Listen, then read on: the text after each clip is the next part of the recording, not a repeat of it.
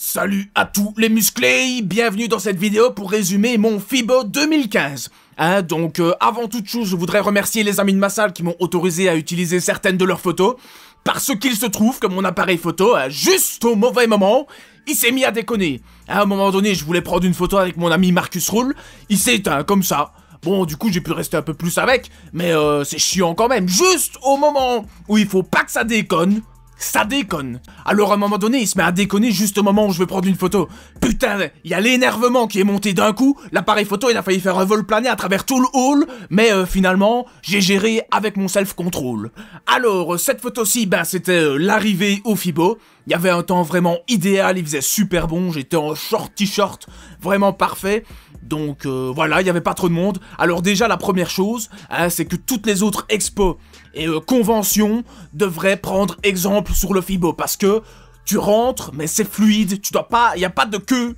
Tu rentres d'un coup, hop, tu passes ton ticket, voilà, c'est fait. Donc on a commencé par aller voir les machines et tout ça. Et déjà là, le CrossFit il prend de plus en plus de place. Et t'as aussi des stands de Chinois qui ont même pas de machine à montrer. Alors là, là c'est une photo de poids géants. Ils font des poids énormes pour que quand tu fais ton CrossFit de tapette, on ait l'impression que tu soulèves beaucoup. Là pareil, un poids de 5 kilos. Alors que t'as des 20 kilos qui ont exactement le même volume, quoi. Donc, on va dire que c'est une question d'amplitude, c'est vrai que là-dessus, c'est bon, mais je pense plus que c'est pour que les grosses tapettes aient l'impression de soulever beaucoup et soient contentes.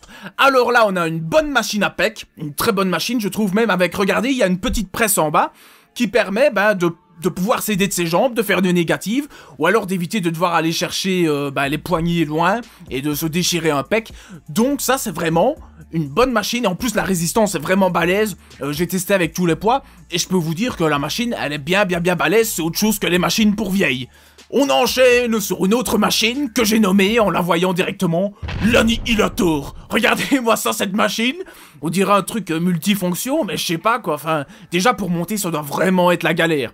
Alors toi qui te plains de monter ton meuble Ikea pour pratiquer la méthode, là, dis-toi que monter cette machine-là, ça doit vraiment être la mort. Là, c'est vrai que j'avoue, monter une petite table, un tabouret, c'est quand même un peu mieux. Mais putain, l'Annihilator, il est quand même balèze. Alors là, c'est une vidéo où je teste une machine un peu merdique. Déjà la résistance merdique, vous allez voir que je mets tous les poids à fond après super facilement. Elle est pas symétrique non plus. Et le truc il est tout fat, t'as l'impression qu'il va se casser quand tu mets tous les poids. Bon, j'avais quand même de bonnes sensations, et aussi la plaque qui est sur le torse là, pour empêcher de partir en avant, elle est bien large, ce qui évidemment empêche de se péter une côte ou de se faire mal, mais bon, pour le reste, c'est pas une machine transcendante. Alors ici, une très bonne machine à ischio, puisque vous voyez, on peut régler tout, donc on peut régler par rapport à la longueur des jambes, l'épaisseur des cuissards, l'amplitude aussi on peut régler, donc une très bonne machine que je n'ai pas testé, mais déjà les sièges ils ont l'air pas mal, et puis en plus le fait de pouvoir tout régler comme ça, ça permet voilà de pouvoir adapter chacun en fonction de la longueur de ses membres, et évidemment d'optimiser son entraînement, donc une très bonne machine. Alors là c'est une grosse chaîne, et une chaîne vraiment bien balèze pour se lester. J'ai essayé de faire du curl avec la chaîne. Franchement, c'était galère, j'avais du mal à monter tout au-dessus. Parce que, ouais, c'est une grosse chaîne vraiment bien balèze. Donc, voilà, une chaîne. Alors là, un petit coup de gueule, pour tous ceux qui font des machines avec des trucs pour raclette, là, pour changer les poids. C'est vraiment de la merde, c'est pas pratique, c'est chiant. Au lieu de mettre un petit rond et une barre en fer bien résistante, non, là, ils mettent des plateaux à raclette, quoi. Vraiment un truc de merde qu'on trouve de plus en plus, et c'est de la merde, de la merde, de la merde. Alors là, je voulais vous montrer une kettlebell en mousse, dans les deux sens du terme. Donc, de la merde, encore une fois, une kettlebell en mousse, quoi, putain. Mais sérieux, mais qu'est-ce qu'ils ont dans la tête, ceux qui font ça? Alors là, on passait à côté du stand de TRX, j'ai même pas cherché à m'arrêter, je vous laisse la petite vidéo. Putain de merde, c'est le vrai TRX, c'est dégueulasse. Alors là, du matériel pour la F1. Donc en effet, regardez à terre, il y a un élastique qui leur permet de faire du curl à l'échec à mon avis, 5-6 répétitions, et puis voilà. Et puis on a aussi des tréteaux. Alors continuons la déchéance avec du tapis à vélo, hybride entre le vélo en salle, le tapis de course, le spinning, voilà, du vélo attaché comme ça sur un tapis. Je vois pas vraiment l'utilité, là il va falloir m'expliquer quand même, Ça c'est le coup de pompe post-training. Alors là, on a des jouets pour Kleps. Non, je déconne, c'est des trucs pour faire des massages. Et les machins rouges, là, on dirait des haltères anti-stress. Mais bon, je pense que c'est aussi pour se masser. Encore faut-il savoir s'en servir. Alors là, on a 2 kettleballs, dont une pour les kékés qui veulent faire genre qui soulèvent beaucoup, et une kettleball normale. Je vois pas l'utilité vraiment de la grosse kettleball, étant donné que c'est encombrant. Donc, aucune utilité, si ce n'est faire le malin. Ensuite, là, on a un haltère efficient. Donc, pour tous les Lafayens qui voudraient se mettre à la fonte, je vous invite à acheter ce matériel. C'est 500 grammes, donc ça ne rigole pas. Attention de bien vous échauffer, sinon vous risquez de vous blesser. C'est vraiment no pain, no gain. Alors là, un tapis de course avec des grands écrans, où tu cours et ça te fait avancer dans un monde virtuel. C'est pas mal. Mais je trouve qu'ils auraient dû mettre des écrans derrière avec par exemple du 4 quarts affiché, histoire que tu cours plus vite, que tu veuilles échapper au 4 quarts. Là, c'est des machines avec un design Colruyt, ou je sais pas, c'est moche. Et on a un chinois, un vrai chinois.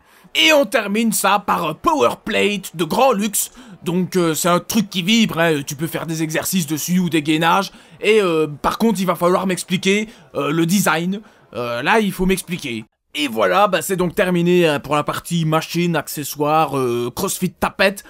Et on enchaîne donc sur le Fibo Power, donc là c'est la partie avec tous les suppléments et tous les bodybuilders qui sont chez leur sponsor.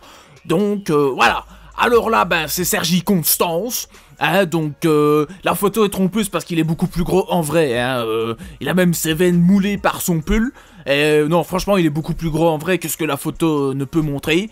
Voilà, mais la file pour faire une photo avec était super longue, donc j'ai même pas cherché à comprendre.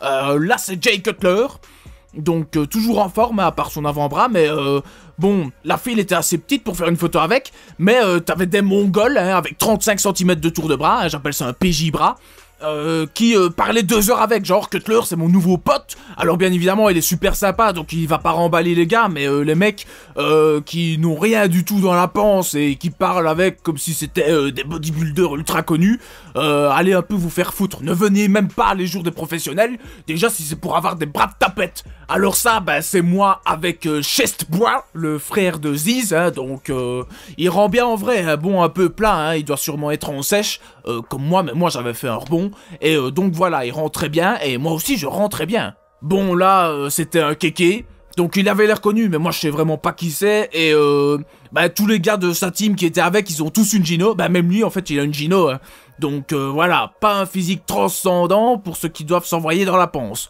Alors là, c'est moi avec Branchwarren. Branchwarren, il est énorme. J'ai trouvé que c'était en tout cas l'un des plus gros de là-bas. Et bon, par contre, son biceps, on voit vite qu'il a souffert. C'est un qui s'entraîne très très fort.